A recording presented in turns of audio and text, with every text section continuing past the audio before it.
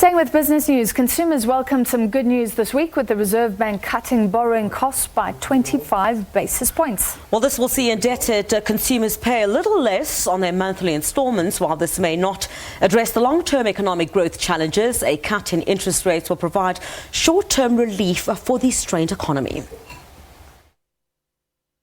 While inflation remains around the midpoint of the 3 to 6% target range, a cut in interest rates was a unanimous decision.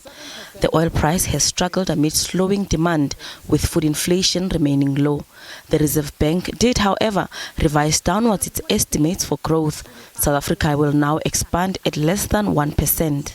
The SAB now expects growth for 2019 to average 0.6%.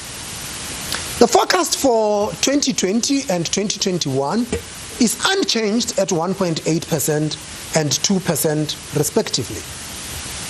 The MPC assesses the risks to the growth forecast to be balanced in the near term, but remains concerned about longer-term risks.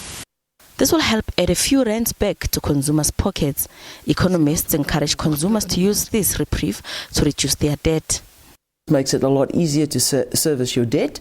I would, however, say if you are heavily indebted, maybe keep your repayment the same and try and, bring down as much of the capital you still owe on your debt as rapidly as you possibly can. Stats SA data shows the total number of civil summonses issued for debt was unchanged in the 3 months ended May when compared with the same period last year. But on a yearly basis, summonses were down 2% when compared with May 2018. The total number of civil judgments recorded for debt also decreased by 1% in the same period. The annual growth in retail sales decelerated to 2.2% in May from an upwardly revised 2.7% in April. The growth was driven by sales in general dealers, household furniture and appliances and equipment.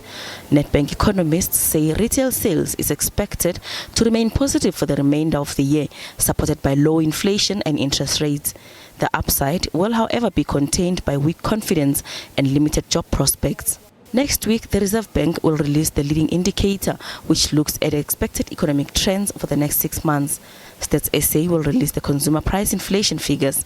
FNB economists expect it to edge slightly lower on the back of a low petrol price increase in June compared to the same time last year. Stats SA will also release the producer price inflation, measuring changes of prices of goods at factory gates.